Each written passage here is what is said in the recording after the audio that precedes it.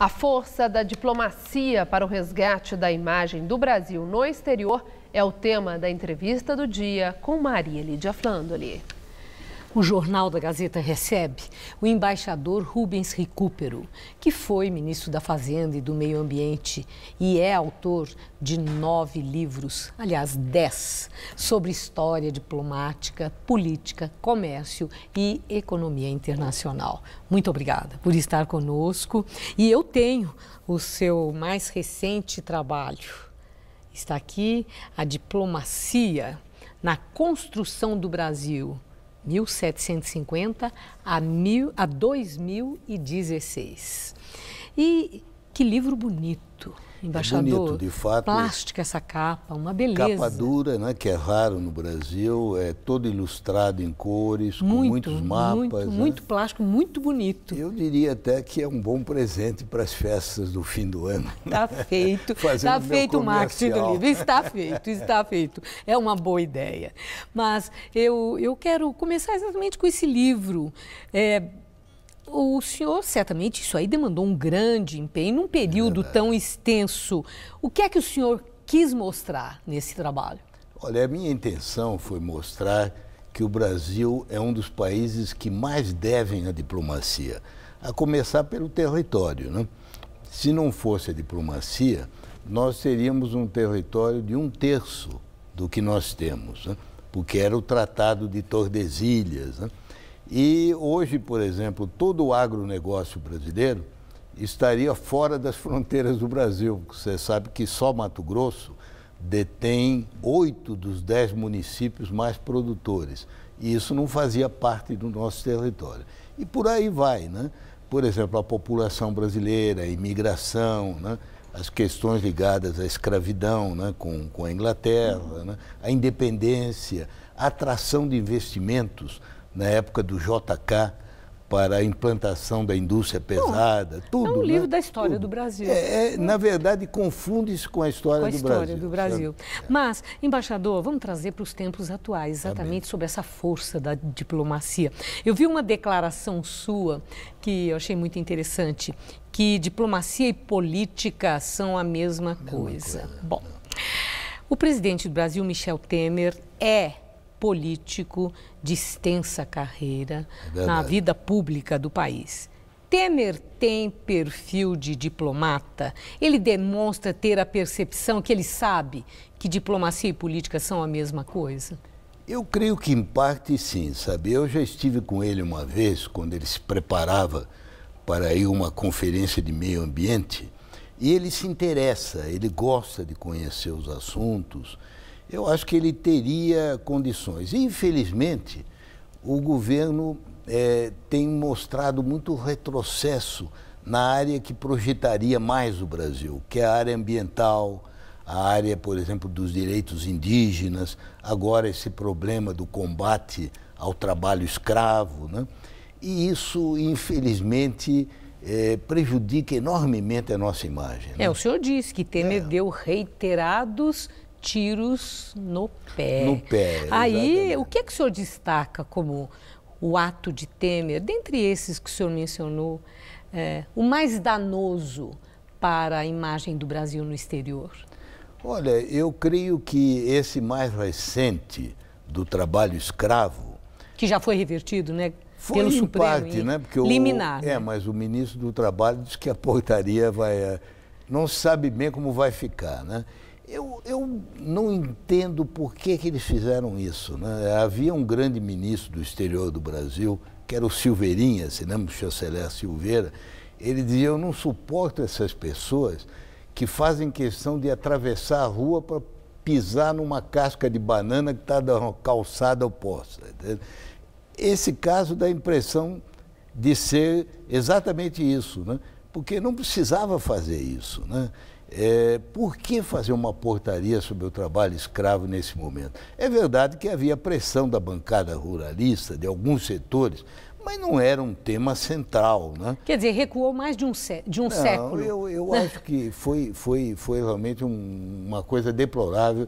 E é aquilo que nós dizíamos, né? Diplomacia e política interna são a mesma coisa, mas não a má política interna.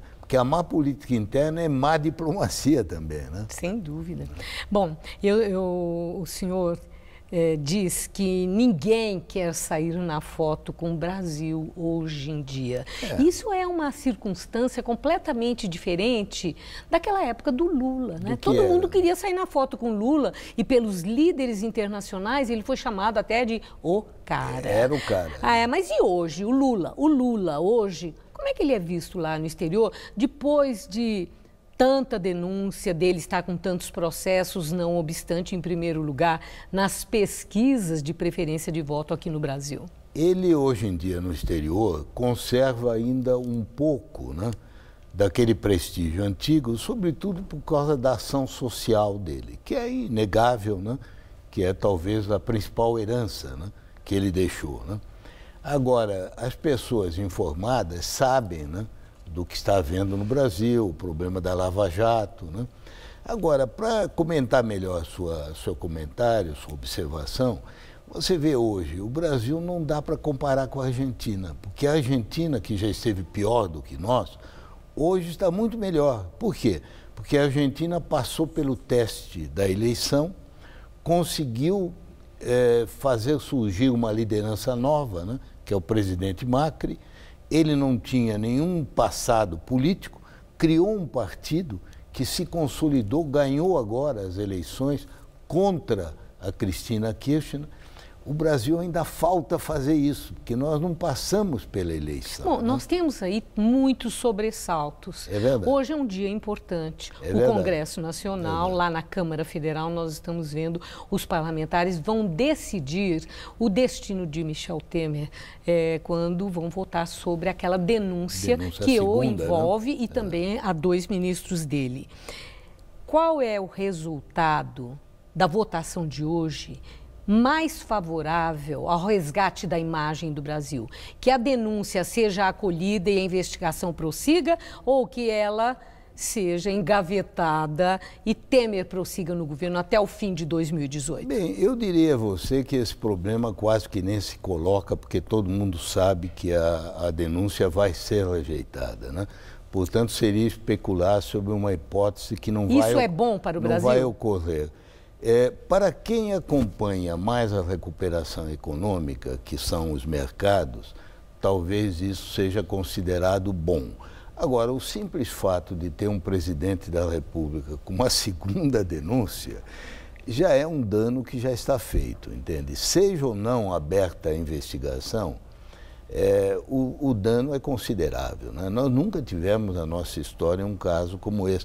Veja bem, eu não estou prejulgando, mas nós chegamos a uma situação de gravidade tal, né, em que a Operação Lava Jato em si, ela é algo de positivo, porque nós estamos enfrentando esse problema. O problema não é a operação, é o fato de que o sistema político não aprendeu bem a lição. Nós vimos agora recentemente aquele caso espantoso, né, daquela imagem de as malas com 51 milhões de reais, que, como eu tenho comentado, é a atualização visual da imagem da caverna do Alibaba, né? Porque a caverna do Alibaba era um baú cheio de ouro, né? Hoje em dia é malas de dinheiro. Notas, né, de dinheiro. Então, isso ocorreu no 3º para o 4º ano da Lava Jato, o que mostra, portanto, que nem o medo de Curitiba foi capaz de fazer essas pessoas desistirem. E é isso que prejudica a nossa imagem. Bom, o senhor falou da questão dos políticos, eu tenho uma última pergunta, Sim, que é referente ao setor privado. Perfeito. E eu sei que o senhor integra o Conselho Global da Odebrecht, que foi criado para orientar a promoção de novas normas de ética, conformidade, e de sustentabilidade da empresa. O senhor acredita que essas empresas, grandes empresas, que foram flagradas praticando corrupção de extensão incomensurável, que eles queiram sinceramente mudar de rumo e resgatar uma imagem de credibilidade? Olha, o senhor acredita? Depende das empresas, né? Essa última aí do Friboi, eu tenho minhas dúvidas, porque O que nós vimos como imagem dos diretores, que continuam, né, não é de estimular isso. No caso das empresas, as empreiteiras e sobretudo da Odebrecht, eles pagaram um preço muito alto. É preciso não esquecer que o Marcelo está preso até hoje, né? Já são 3 anos.